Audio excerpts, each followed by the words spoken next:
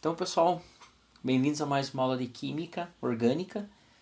Vamos trabalhar hoje a questão dos radicais orgânicos. Então, os radicais orgânicos são estruturas que a gente encontra com bastante frequência em cadeias ramificadas. Então, nós vamos trabalhar hoje essa questão, de conhecê-los, ver como que eles se formam e de que maneira eles então se inserem dentro de uma cadeia carbônica.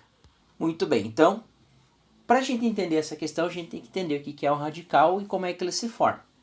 Então vamos pensar o seguinte: todo átomo de carbono, para ele se estabilizar, ele faz quatro ligações covalentes, E então ele se estabiliza. A ligação covalente, pessoal, para quem não lembra, recapitulando, é um tipo de ligação química onde há compartilhamento de elétrons entre dois átomos de não metais, tá? Isso aqui é muito importante para nós. Então, nesse compartilhamento, no caso para o nosso composto metano, cada ligação entre carbono e hidrogênios é feita da seguinte maneira: o carbono ele empresta um dos seus elétrons ao hidrogênio, enquanto que o hidrogênio empresta o seu elétron para o carbono. E nesse empréstimo, que está acontecendo mutuamente, os nossos dois átomos eles se estabilizam. Muito bem. A gente pode dizer então que quando uma ligação química ela é quebrada, o elemento químico mais eletronegativo ele tende a ficar com os elétrons dessa ligação. É aí que eu quero chegar com vocês. Bom, eu tenho dois tipos de quebra de ligação química, a cisão homolítica e a cisão heterolítica. Aqui eu estou dando para vocês um exemplo de cisão homolítica, é que quando os meus dois elementos eles se quebram. Então, por exemplo, aqui nós temos uma cadeia de etano, uma ligação simples feita entre os nossos átomos de carbono. E quando essa ligação simples ela se quebra, o elétron de cada carbono fica com seu respectivo dono. Agora percebam o seguinte, pessoal, dentro dessa ligação. Aqui voltando. Esse elétron livre aqui para fazer uma ligação, ele não completa as quatro ligações. Então vejam que o carbono tem 3 hidrogênios ligados a ele, mas sobra um elétron livre dentro dessa cadeia. Então, pessoal, essa cadeia que está com o elétron sobrando, ela é extremamente reativa. Então a gente diz que os radicais eles são grupos extremamente reativos, tá? E dessa maneira eles têm necessidade de se ligar a outras estruturas. Muito bem. Então, dessa maneira, os radicais eles se formam. Eu posso formar um radical com um átomo de carbono quebrando uma cadeia de etano ao meio, ou eu posso simplesmente retirar um hidrogênio daqui. Então, eu retiro o hidrogênio, essa ligação ela é desfeita, muito bem, e forma-se o nosso radical. Então, assim, pessoal, para a gente dar nome para os nossos radicais é bastante simples. Basta que eu conte o número de carbonos que eu tenho na minha cadeia, determine o prefixo para essa cadeia e a terminação característica, que é a terminação -il.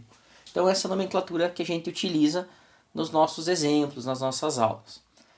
Bom, a gente vai ver exemplos onde a cadeia ela pode apresentar mais de uma possibilidade de formatação. A gente pode ver mais de uma possibilidade da ligação química estar acontecendo dentro da cadeia.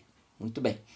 Então, quando eu tiver essa situação, os nossos radicais eles vão seguir uma pequena regra que eu tenho que dizer aonde que está sendo feita essa ligação. Ou eu tenho que dizer qual átomo de carbono que tem os elétrons livres. Muito bem. Então vamos aos nossos exemplos.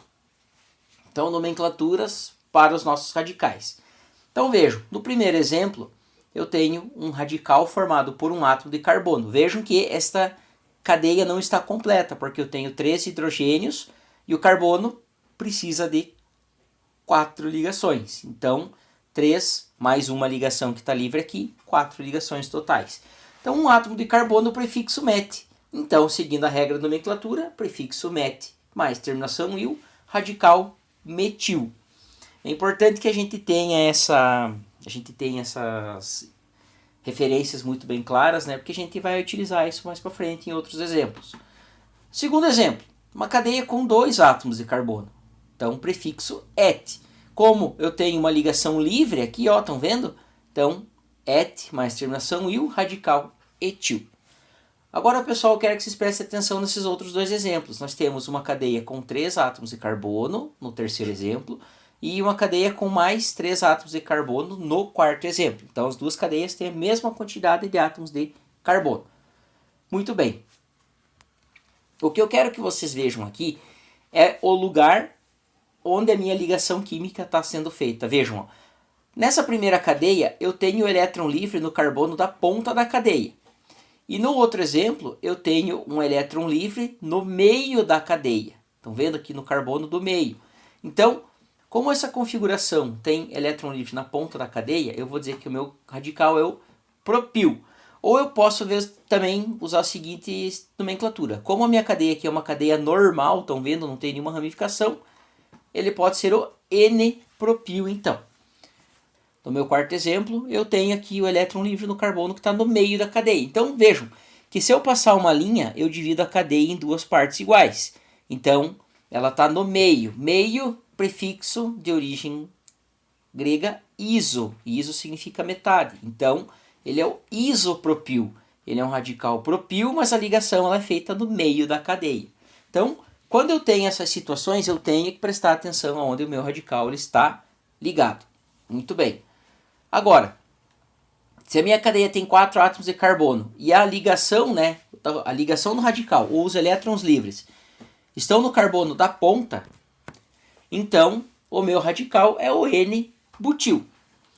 Agora, se o meu radical tem 4 átomos de carbono, mas a ligação, os elétrons livres estão no carbono secundário da cadeia, vejam, esse carbono onde está a minha ligação é um carbono secundário. Então eu posso chamar este radical de sec-butil, por causa de seu carbono secundário, ou eu posso chamar apenas de S-butil. Então as duas nomenclaturas elas são aceitas dentro da nomenclatura desse composto. Muito bem, eu também posso ter essa possibilidade, vejam, aqui eu tenho uma cadeia que ela é ramificada. Então eu tenho 1, 2, 3 carbonos e mais uma ramificação. Percebam aqui que nessa possibilidade eu ainda tenho 4 átomos de carbono. Então 1, 2, 3, 4 átomos de carbono. Então significa que o meu composto, ele pode ter duas situações. Primeira situação, vejam, aqui o próximo exemplo também tem 4 carbonos e a situação... Vejam que aqui a minha ligação, ou o meu elétron livre, ele está num carbono que a gente chama de carbono terciário. Tá? Então ele está num carbono terciário. Como o carbono é terciário, onde está a minha ligação livre, meu composto é o terc-butil ou T-butil. Tá? Esse T vem de terc e abreviação de terciário. Muito bem. Agora observem que aqui a minha ligação está num carbono primário. Estão vendo? Ah, mas carbono primário seria o quê? O prim-butil? Ou p-butil? Não. Nesse caso, vejam que movendo o nosso cursor aqui, vejam que se eu traçar uma linha passando pelo meu radical, eu tenho uma parte exatamente igual a outra parte. Eu dividi a minha cadeia em metades, tá? Então, se eu consigo dividir ela em duas partes iguais, o meu prefixo é o prefixo isobutil, ok? Então, só para vocês entenderem. Então, assim, ó, pessoal.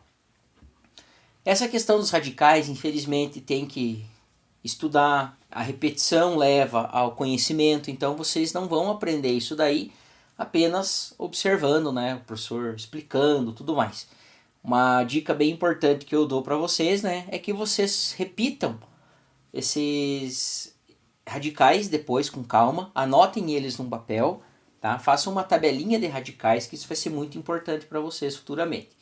Bom, quando o meu radical é formado por uma cadeia aromática, eu tenho que prestar atenção em duas situações.